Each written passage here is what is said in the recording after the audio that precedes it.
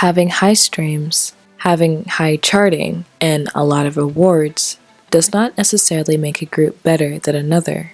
So I've been saying this a lot for a very long time, where a lot of K-pop fans have been making the argument that this group is better than another group because they have higher streams, because they're charting, or because they've been getting a lot of awards.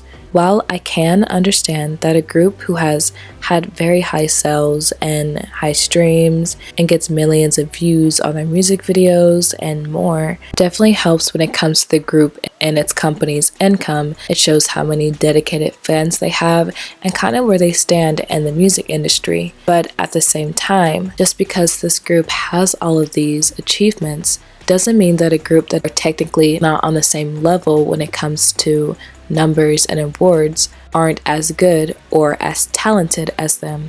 Now, if you're wondering, how does having all these things not make a group better than another group? There are plenty of groups and artists who you, me, and everyone at one point has deemed as underrated. And why do you think that is? And I know I've said, because they're so talented, because they make such good music, but not that many people are listening to it, not that many people know of this group or artist.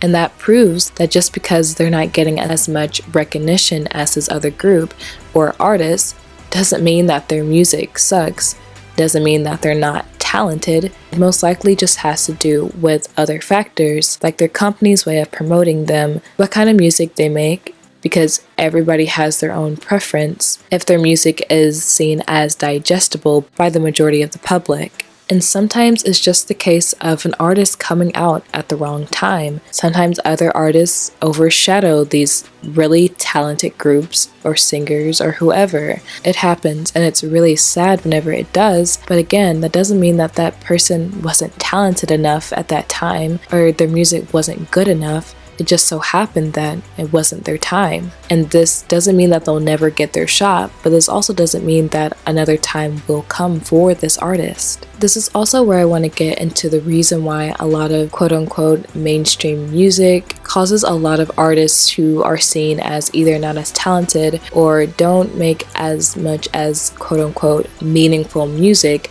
are usually the ones who are charting and are higher up and are getting more awards. And that just comes down to the fact that mainstream music is more digestible when it comes to the general public, which is why a lot of mainstream artists or mainstream songs get a lot of flack, because a lot of people will say they lack in quality, they lack in lyricism, they lack in a lot of other things that artists who are seen as underrated have.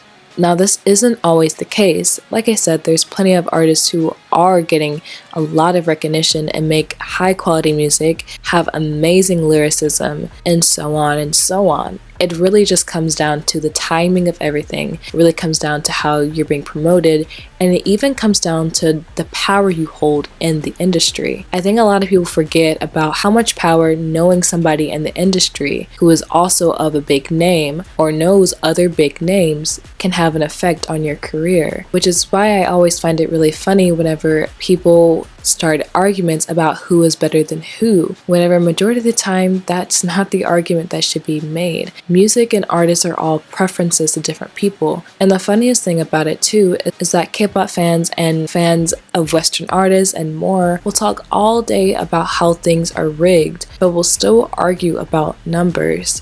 Which is why I always say, who cares? While yes, like I've said before, numbers and streams and all that matters whenever it comes to money and the artist getting paid. But when it comes to who is better than who, it really just comes down to a preference, and it comes down to an actual world conversation that goes beyond awards, numbers, streams, or whatever. I see a lot of people always say that because this group made it big, that they're obviously better than this group, or they would have been bigger than them. Which is, again, not a real argument. But it's really hard, again, to talk about those things logically and maturely whenever you have so many fans who are rooting so hard for these certain groups. A lot of the lines get blurred, and I'm not gonna lie, I've definitely been a victim of dropping logic because I was arguing for a group. It happens to the best of us, but I think it's always good to stop and acknowledge the conversation and try to analyze it from the perspective of just a person speaking on the topic of music and not a fan who's speaking on their favorite group or artist, which definitely can be difficult to do. But when it comes to the discussion of streams and awards and stuff like that, this even happens whenever it comes to certain members of groups becoming soloists. I know recently all the members of BTS had solo releases. A lot of ARMYs even accused other ARMYs of not properly streaming music or favoring a member over the other member because their album didn't do as well. And there's already been a video made about this, and if you're interested in watching that, I will link it down in the description because it is very insightful, and it's pretty much going to be around the same thing that I'm about to say now, but just hers is more in depth because I'm just going to say it really quickly. But it definitely comes down to the fact what audience each BTS member were trying to aim for. And I think people were forgetting that even though each member is releasing music, that doesn't necessarily mean every person who is a K-pop fan or a fan of BTS or knows about BTS or just a fan of music is going to like everything that comes from each member. Again, people forget preferences are a thing. Each member has their own sound, their own color, their own concept, their own aesthetic, and you can see it definitely shine through with all of their solo releases, which I find to be absolutely beautiful, and I absolutely loved it. They all had their own audiences they wanted to reach, and they did.